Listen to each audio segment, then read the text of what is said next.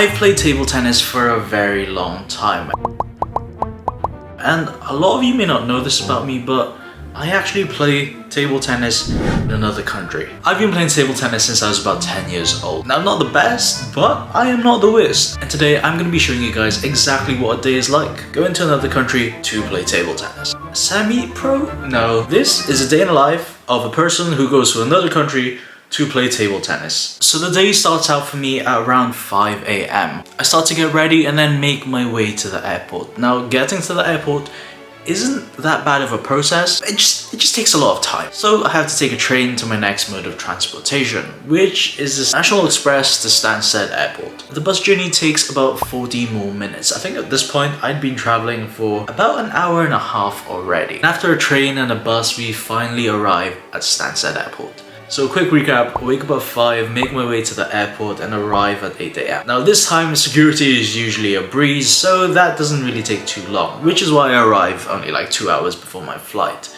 I head through duty free because I don't buy anything from there anyway.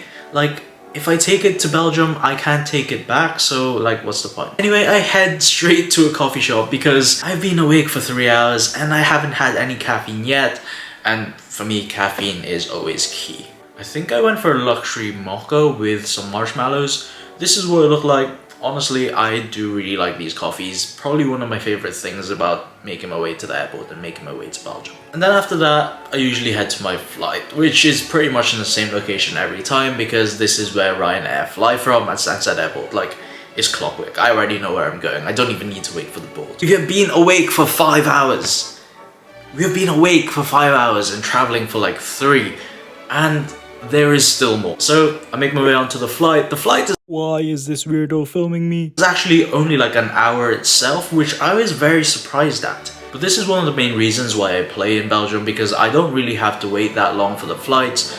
Traveling to get a flight is already long enough, and the fact that the flight is only 1 hour, it makes a difference for me. But yes, I arrive, but I don't arrive in Belgium. I fly to Eindhoven. Because flying into Eindhoven and driving into Belgium is actually a lot cheaper than flying into Belgium itself, which is kind of crazy. And in Europe, there's this thing where you can actually drive between borders and they don't care. There's no like passport control, border control. There's no like wall that people put up because they don't like the people from the other country, which is great. Anyway, we drive into Belgium and the drive pretty much just consists of lots of trees, lots of greenery, windmills, and for some reason, sheep. And then we finally arrive in the city that I'm playing in. It is now about 1 PM, 2 PM.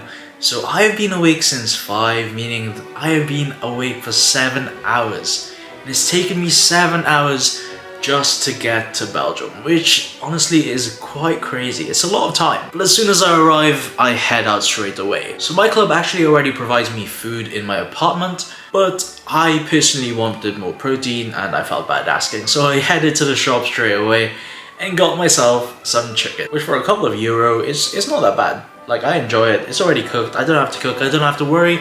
And it's delicious. Anyway, so I get back into the apartment and have my second meal of the day, I'm assuming? No, first. Anyway, I head back to my apartment and have my first meal of the day, which I know is quite crazy. I've been traveling 7 hours and I'm only having my first meal at that point. But I do have other snacks and I have coffee, and so it doesn't really matter. I'm too tired to worry about eating. Anyway, I have my first meal, and usually at this point I relax for a bit, but I didn't film any of that because I was probably asleep. It is then time to head to the club. Now this club does have a lot of history. They are previous Belgian league champions in the like top division in Belgium, and I think it's been like 2 years in a row, and pretty much every year we do compete for the championship. Now I don't play in that team because those players are like professional players and they train a lot. Like one day I could be playing that, but not at the moment. Anyway, it's time for me to warm up, and I didn't really film that many matches. I only really filmed the last one, and here are some highlights. Usually we start off just like training with each other and like getting each other to warm up on both forehand and backhand side. But when it comes to the match, you are on your own. I thought I had some pretty good points, some lucky ones, granted. Like, table tennis is a game of luck sometimes, but you know, it's part of every sport, so it doesn't really matter. And one of my teammates was actually blocking the camera here, but I promise you, there were so many points. It was like pew pew pew pew pew, pew, pew. I only filmed one match, but we actually do play 4 different matches. And this weekend, I won all 4. Woo! Confetti!